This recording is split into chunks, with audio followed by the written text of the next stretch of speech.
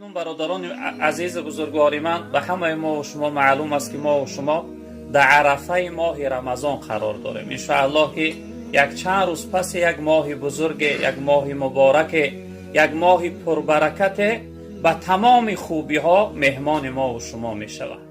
آیا ما چی نوع از این مهمان پیشواز می گیریم؟ آیا چی نوع ما این مهمان عزت می کنیم، مهمانداری می کنیم؟ این برای ما خیلی مهم و ضرور است. وقتی این لحظه ها می رسید، یعنی عرفه ماه رمضان، پیغمبر بزرگوار صلی الله علیه وسلم می گفتن که مرحبا بالمطهر، می گفتن مرحبا، یعنی ما و شما خوش آمدی می گوییم به لهجه خودمون. یک مهمان اگر در ما حاضر شود خوش آمدی می گوییم، یعنی قدردانی می کنیم، اظهار محبت رازیگی می کنیم که از تشریف قدم شما ما بسیار خوشحال شدیم، خوش آمده.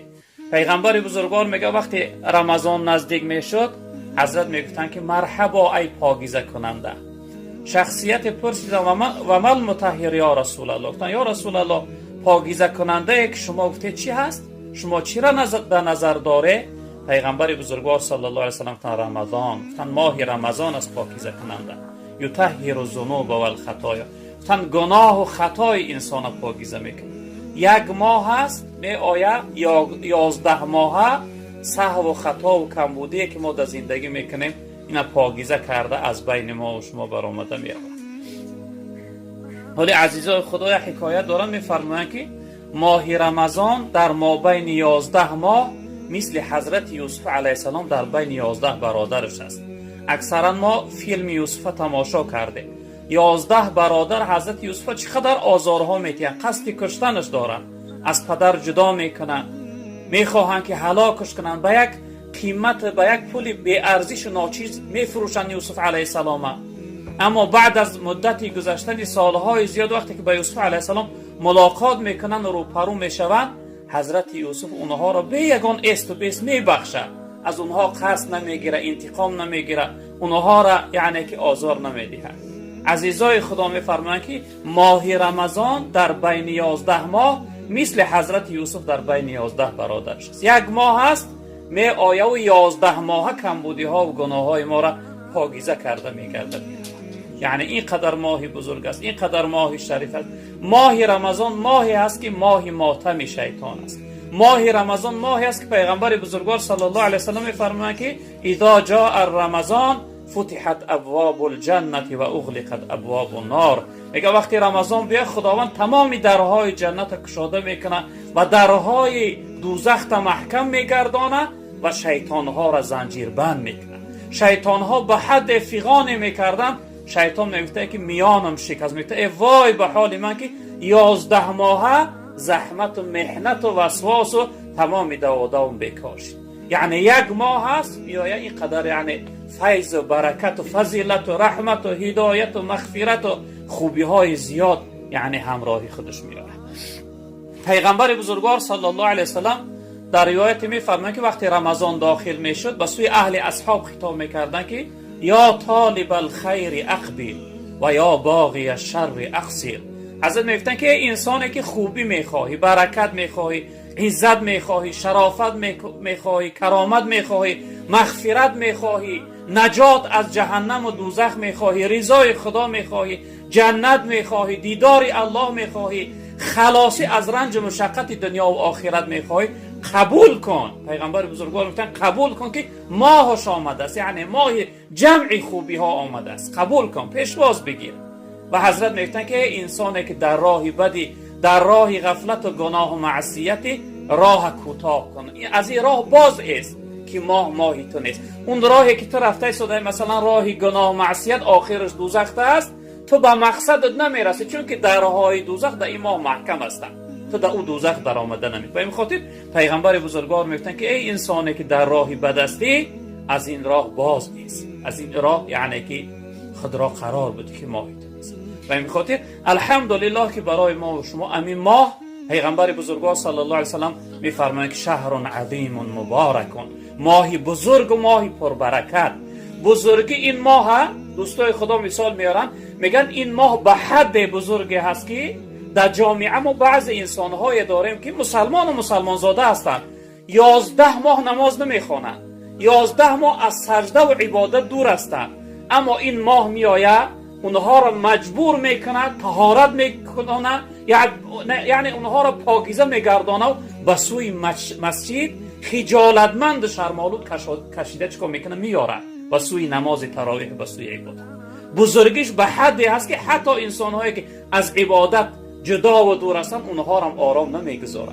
این بزرگی این ماه است. شهر عظیم، بسیار ماهی بزرگ است و شهر مبارک، بسیار یک ماه پر از برکت است که ببینه اکثرا ما و شما در غیر رمضان نماز شب نداریم، بعدی خفتن چیکار میکنیم؟ خواب میرویم.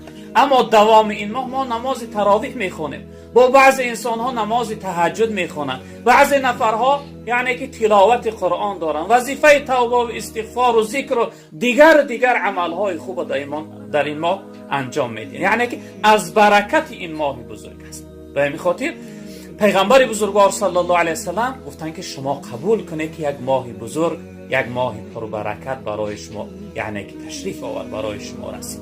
الحمدلله ما و شما یعنی که در این عرفه این ماه رسیدیم. از خداوند عاجزانه التماس داریم، مسئله داریم که خداوند ما را به این ماه بزرگ برسانه و استفاده کردن از این ماه برای ما نصیب بگردونه، چون که این ماه سراسرش گفتیم ماهی چی است؟ خیر و برکت است.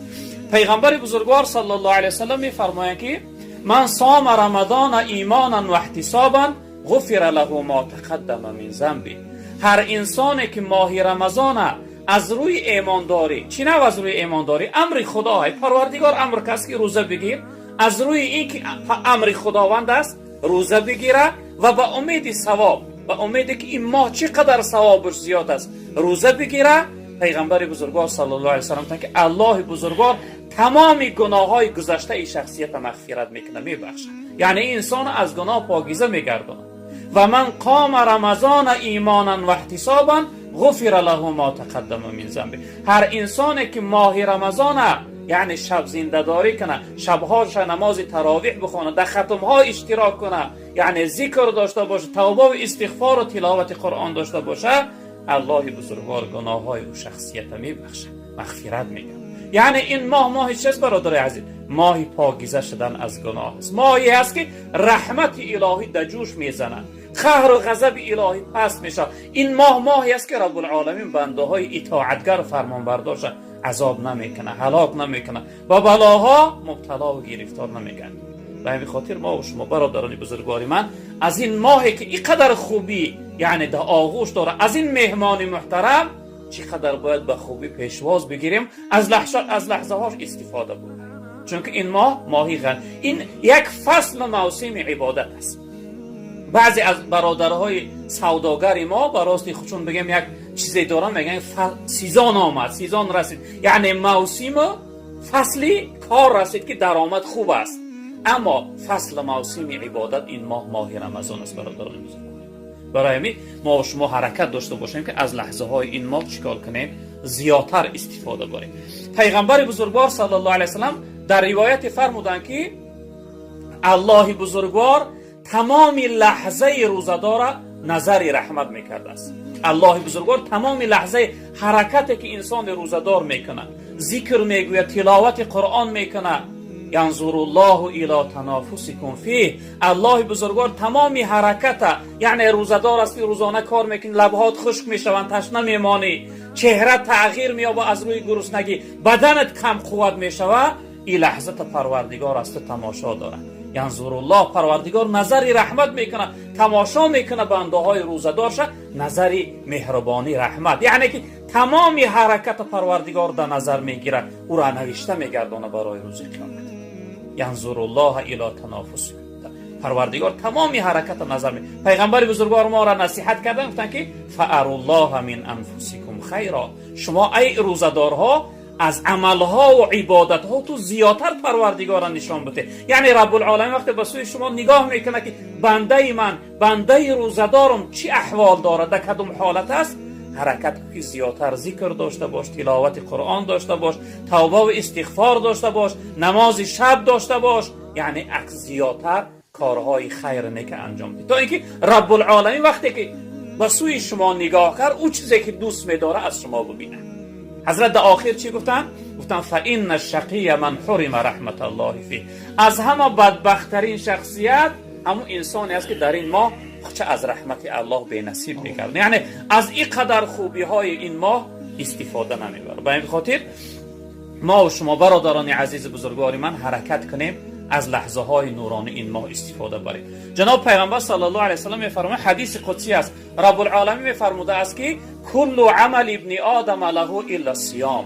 میگه تمام عمل فرزند آدم، یعنی ما و شما را، انسان ها را، تمام عملش برای خودش است. مثلا نماز میخونه، حج میره، زکات میده، خیر سخاوت میکنه، ذکر میگوید، تلاوت قرآن، هر عملی میکنه برای خودش میکنه. الله بزرگوار گفته است مگر روزش فإنه لی، میگه روزش برای من میگیره، یعنی از خوردن معن میداره، از نوشیدن معن میداره، از شهوت معن میداره. رب العالمین میگه این کارش برای من میکنه، در برابر روزش میگه در قیامت من خودم، یعنی ثواب و مزد و پاداش اجرش ادا میکنه. در روز قیامت ثواب نماز ملائکه ادا میکنن، ثواب حج ملائکه ادا میکنن، ثواب یعنی تمام نیکی و خوبی ملائکه ها ادا میکنن. اما الله بزرگوار گفتن که ثواب روزه را من خودم در روز قیامت ادا میکنم، یعنی ثواب روزه به حد بزرگی هست که ملائکه ها در صحرای قیامت عاجز میمونن برای ادا کردنش. و این خاطر ما و شما حرکت کنیم از این ماه، یعنی از این ماهی بزرگ استفاده ببریم. جناب پیغمبر صلی الله علیه و سلم در روایت فرمودند که این للصائم فرحتان، گفتن انسان روزه گیرنده، روزدار، از همین روزه‌ای که میگیره دو خوشحالی و خرسندی را از خود میکنه. فرحت عند الافطار، یکمین خوشحالی و خرسندیش حضرت گفتن وقتی افطار کردنش. الحمدلله ایچ همه ما یعنی که احساس میکنیم، اهمیت میبینیم. وقتی که انسان روزدار نماز شام نزدیک میآید، در دستش تلفن یعنی ساعتش نگاه میکنه و در نزدش طعامش تیاره تا اینکه چیکار کنه؟ افطار کنه. وقتی نماز میرسه چقدر خوشحال و خرسند به چی میگه؟ میگه اللهم لک صمت و بک آمنت و علیک توکلت و علی رزقک افطرت. پروردگار من برای تو روزه گرفته بودم، اللهم لک صمت و بک آمنت، من به تو ایمان دارم، باور دارم، این روزه ما برای اطاعت تو گرفته بودم، توکل ما به تو سپاریده بودم، این لحظه به این رزقی که برام داده به این افطار میکنم. میگه انسان یکمین خوشحالیش وقتی افطارش هست. دویم خوشحالیش کدام حالته؟ دویم خوشحالیش عند لقاء ربی، وقتی ملاقات و دیدار الله رب العالمین. وقتی رب العالمین در جنت برای اهل جنت یعنی جمال و جلال و دیدارش وقتی نمایان میکرده، نشان میداده، و سوی روزدارها خطاب میکرده الله که ای انسان روزدار، امروز در برابر روزه گرفتگی دیدارم برات نصیب باد، تماشا کن. یعنی دیدار به مثل مانند من تماشا کن، یعنی در برابر روزه در آخرت الله بزرگوار دیدار شد وعده کرده. با روزه یعنی وقتی افطار کردن، پیغمبر بزرگوار صلی الله علیه و سلم وصف کردن که وقتی افطار لحظه اجابت دعا هست.